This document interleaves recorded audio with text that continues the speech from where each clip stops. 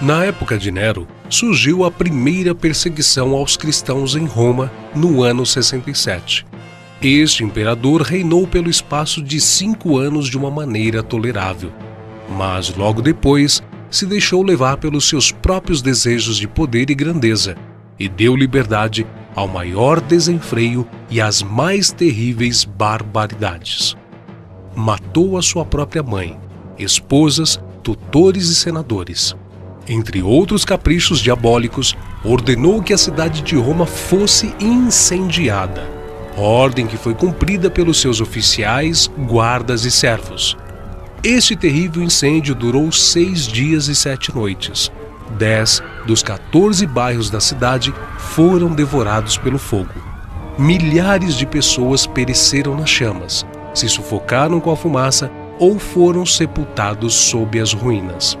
Quando Nero descobriu que sua conduta era intensamente censurada e que era objeto de um profundo ódio, decidiu então culpar os cristãos, aproveitando a oportunidade para excusar-se e, ao mesmo tempo em que enchia seu olhar com as novas crueldades. Eu assim proclamo que a culpa do incêndio de nossa amada cidade é da seita ilegal que se diz chamar cristã. Exterminarei esses criminosos de uma forma equivalente à enormidade do seu crime. A sua punição será um aviso. O espetáculo do horror.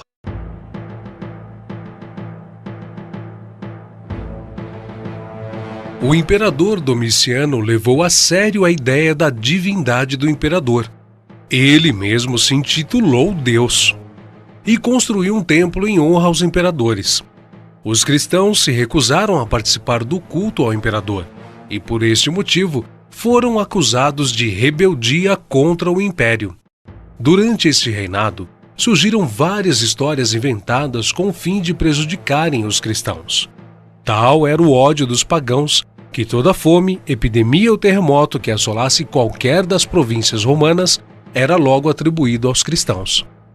Estas perseguições contra os cristãos aumentaram o número de informantes, e muitos deles, movidos pela cobiça, testemunharam em falso contra as vidas de inocentes.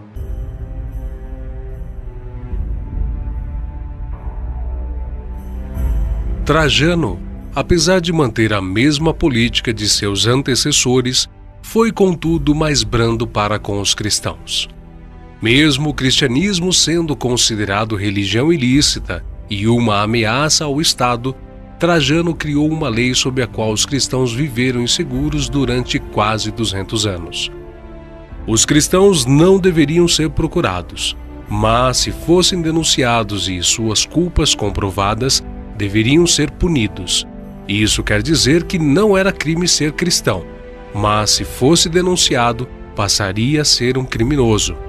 As denúncias poderiam surgir por inveja, cobiça de patrimônio, vingança pessoal, traição e o mais terrível, por ocasião das grandes festas, quando se necessitavam de mais vítimas para os espetáculos nas arenas.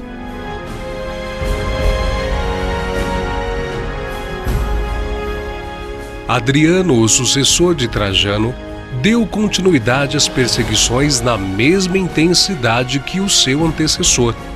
Mandou construir um templo dedicado a todos os deuses no panteão de Roma.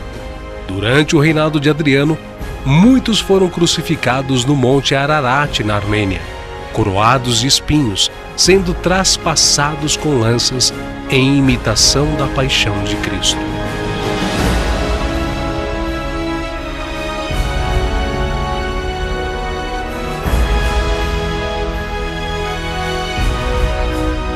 Adriano, ao morrer no ano 138 d.C., foi sucedido por Antonino Pio, que deteve as perseguições contra os cristãos por um tempo.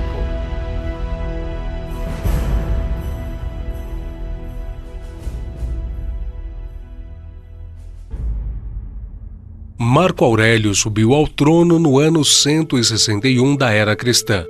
Era um homem de natureza rígida e severa, e, embora elogiável no estudo da filosofia e em sua atividade de governo foi duro e feroz contra os cristãos e desencadeou a 5ª perseguição.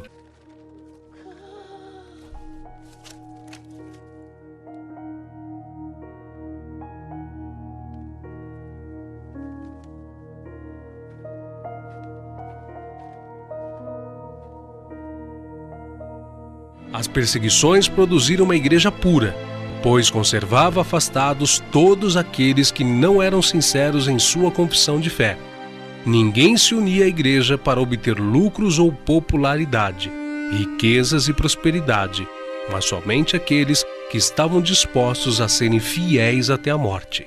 Se tornavam, então, publicamente seguidores de Jesus Cristo. Onde quer que procurassem refúgio, os seguidores de Cristo eram caçados como animais. Eram forçados a procurar esconderijo nos lugares desolados e solitários. A primitiva igreja em Roma poderia ser chamada com razão de Igreja das Catacumbas. Sob a mais atroz perseguição, esses cristãos se conservaram incontaminados em sua fé, privados de todo conforto, excluídos da luz do sol, tendo lar no seio da terra, obscuro mas amigo, não faziam queixa alguma. Provações e perseguições não eram senão passos que os levavam para mais perto de seu descanso e recompensa. Existem várias catacumbas em Roma. Em sua extensão, os arqueólogos já descobriram mais de 1000 quilômetros de galerias, e ainda existem muitas outras. Estas galerias têm uma altura de 2 metros e uma largura aproximada de 1 metro a 1,5 metros, e contém a cada lado várias fileiras de recessos longos, baixos ou horizontais, um acima de outro, ao modo de beliches de barco. Nesses espaços eram colocados os cadáveres e eram bem fechados com uma simples lápide de mármore, ou com várias lajes de terra cozida. Em vários desses sepulcros há gravados nomes e símbolos. Os mais frequentes símbolos cristãos nas paredes das catacumbas são o pastor com o cordeiro em seus ombros, âncoras, coroas, videiras e o peixe. Também nas regiões da Capadócia, na Turquia, os cristãos se refugiavam em cavernas cavadas nas rochas vulcânicas. Ali viviam milhares deles escondidos dos soldados romanos em cidades subterrâneas. Nas cidades haviam cisternas para armazenagem de azeite de oliva, armazéns de alimentos, cozinhas com sistema de exaustão para dispersar a fumaça, de forma que não fosse notada na superfície, poços de água, templos de culto e até 52 tubos, formando um incrível sistema de ventilação para que o ar entrasse e percorresse todos os níveis até os mais inferiores. Lá dentro eles nunca sabiam quando era noite ou dia, e as entradas eram protegidas com pesadas portas redondas de pedra. Durante muitos anos, os cristãos usaram estes túneis e suportaram enormes sofrimentos para preservarem a sua fé.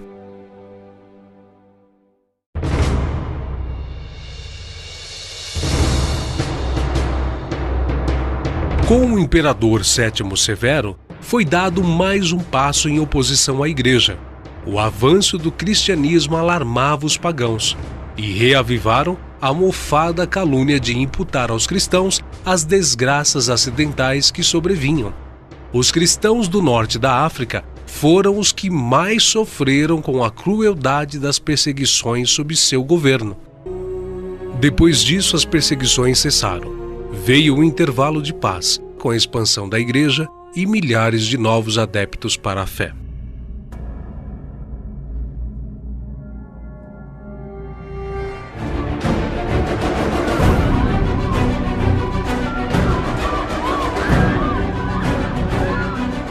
Mas o tempo de paz e crescimento para o cristianismo não duraria muito. Com os imperadores Décio e Valeriano, o nível de perseguição cresceu com grande ímpeto. Se anteriormente a igreja era vista como irritante e incômoda, agora ela era encarada como uma ameaça real que precisava ser eliminada. Assim, entramos no período da primeira perseguição oficial a nível imperial. Os cristãos não tinham o direito de se encontrarem para realizarem o culto e eram ameaçados de morte caso o fizessem. Os líderes eram o alvo. A estratégia era eliminá-los para que os seguidores caíssem. Vários deles foram executados.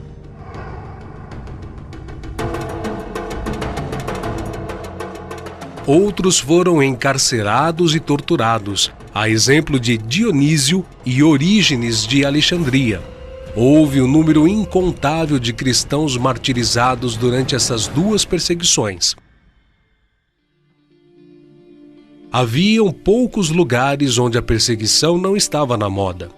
A África e Alexandria, em especial, poderiam ser chamadas de Escola dos Mártires. Os cristãos tinham que se apresentar ao imperador para comunicar-lhe a religião. Quem renunciava e sacrificava aos deuses recebia então um certificado. Quem não renunciava era considerado criminoso e conduzidos às prisões e sujeito às mais horrorosas torturas. Neste período, muitos cristãos tiveram que fugir de casa e procurar refúgio em outros países, em lugares ermos, em praias, em grutas, nas montanhas ou em cavernas, padecendo grande necessidade depois de deixarem famílias, pais, mães, cônjuges, filhos e amigos, além do conforto, honra, prosperidade, paz e bens materiais que até então possuíam. Quando, pois, vos perseguirem nesta cidade, fugi para outra.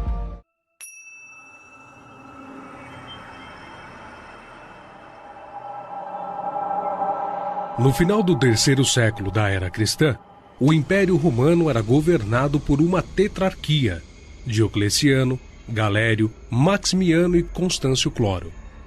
Os 4 eram considerados imperadores, mas Diocleciano era o maior. Galério, estimulado por sua mãe, uma fanática pagã, incitou o imperador para que se iniciasse uma perseguição contra os cristãos. Diocleciano, instigado por Galério, moveu então uma feroz perseguição contra os cristãos. Foram publicados editos que decretavam que cristãos com cargos públicos deveriam ser caçados. Toda acusação contra os cristãos deveriam ser recebidas. Eles deveriam ser torturados até a morte, caso não sacrificassem em honra do imperador. Suas escrituras deveriam ser confiscadas e queimadas. Suas igrejas deveriam ser destruídas. Seus direitos civis de cristãos deveriam ser negados. Líderes de igrejas deveriam ser presos e levados ao sacrifício para os deuses.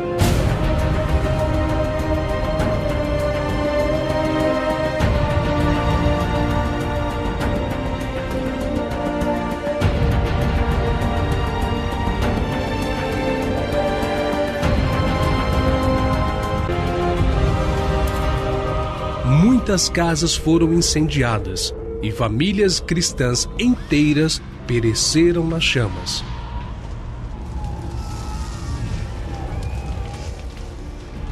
Toda a população do império foi obrigada a oferecer sacrifício aos deuses, incluindo a imagem do próprio imperador, sob pena de morte e trabalhos forçados nas minas, quem não o fizesse. A perseguição se fez geral em todas as províncias romanas, mas principalmente no leste. Durou 10 anos e é impossível determinar o número de mártires nem enumerar as várias formas de torturas e mutilações sofridas por eles. Fogo, chicotes, espadas, adagas, cruzes, veneno e fome se empregaram nos diversos lugares para dar morte aos cristãos. E se esgotou a imaginação no esforço de inventar torturas contra pessoas que não tinham cometido crime algum, senão o de amar ao próximo como Cristo os amou. Cansado de tudo, pouco antes de morrer, fraco e doente, o próprio Galério, instigado, emitiu o Edito de Tolerância. Os cristãos poderiam existir novamente e poderiam fixar suas casas de reunião, e toda a comunidade poderia sobreviver em qualquer lugar sem prejuízo algum.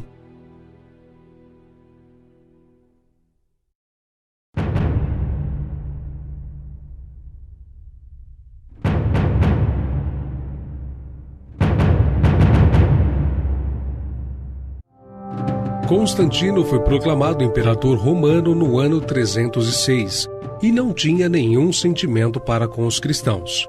Sempre adorou o deus Sol romano Apolo, mas suas ideias sobre o cristianismo iriam mudar.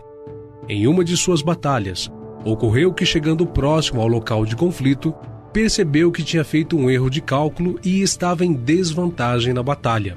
Então, o exército sentiu-se sem esperanças e perto da derrota, quando, de repente, Constantino se surpreendeu por uma luz no céu. Ele disse que a luz tinha a forma das letras X e P, que em grego são as primeiras letras da palavra Cristo.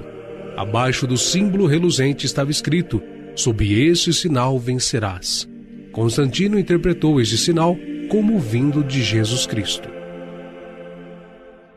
No dia seguinte, Constantino mandou que pintassem um sinal semelhante à cruz nos escudos dos soldados e conseguiu uma vitória esmagadora sobre o inimigo.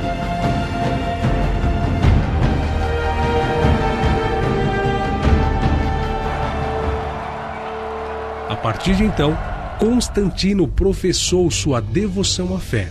Para ele, Jesus Cristo era o Deus das batalhas sangrentas e varão de guerra, ao invés de ser um Deus misericordioso, perdoador e príncipe da paz.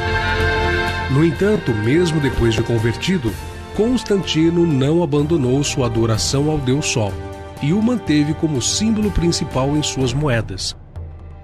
Além de matar seu filho Crispo pela simples acusação da madrasta, e mandou também sufocar no banho sua mulher Fausta. Em 313, foi proferido o Edito de Milão, concedendo a liberdade religiosa a todos os povos. Antigamente, Satanás lutava contra a igreja, mas não teve grande êxito. Então, resolveu mudar de estratégia e, ao invés de lutar contra, aliou-se a ela, dando-lhe a religião oficializada do império através do seu vaso, o imperador Constantino. Logo, toda a corte se converteu à nova religião, e aqueles que eram contra os cristãos passaram a serem a favor. O Papa, e não Jesus, passou a ser o Supremo e considerado o infalível. Toda obediência era devida à Igreja Católica Romana.